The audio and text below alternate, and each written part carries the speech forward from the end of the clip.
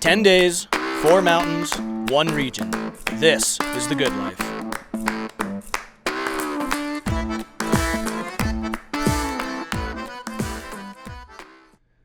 When most people think of skiing on the West Coast, they picture Lake Tahoe, California, or Whistler Blackcomb, British Columbia.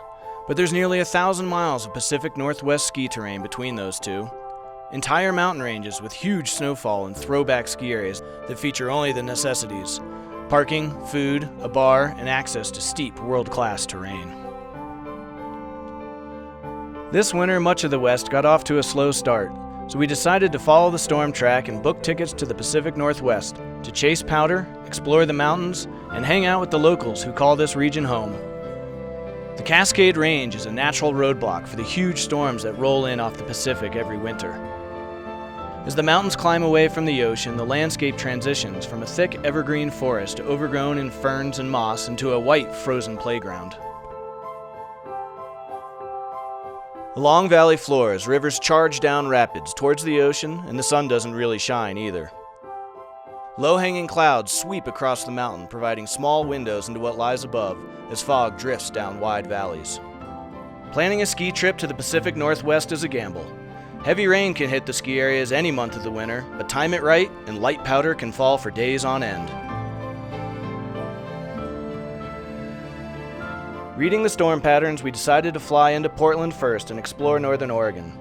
Then, if the weather cooperated, we'd head north to ski areas near Seattle, then on to Bellingham, Washington, just below the US-Canadian border.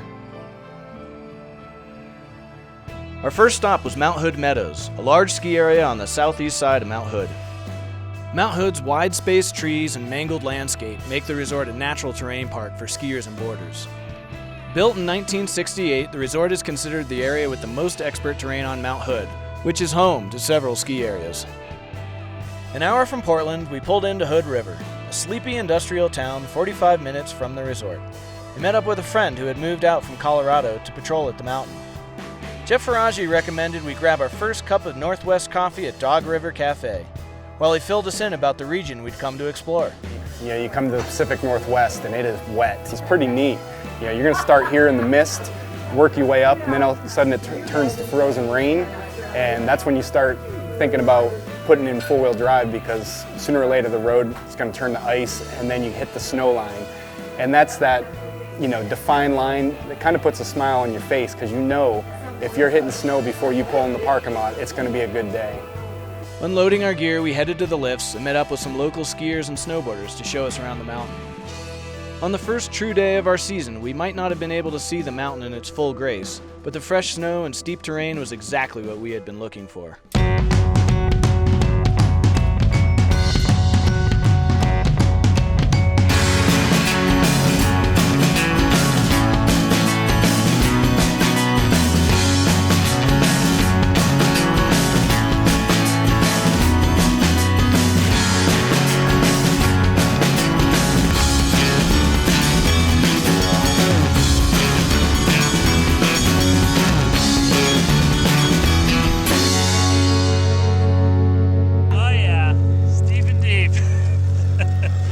As the day wound down and we made our way back to the truck, the parking lot was nearly vacant.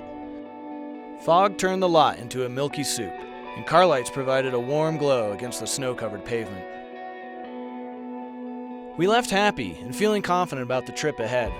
Our next leg would take us across the Columbia River, into Washington, to Crystal Mountain, where a wrong turn would leave us driving longer than we expected and into a snowstorm.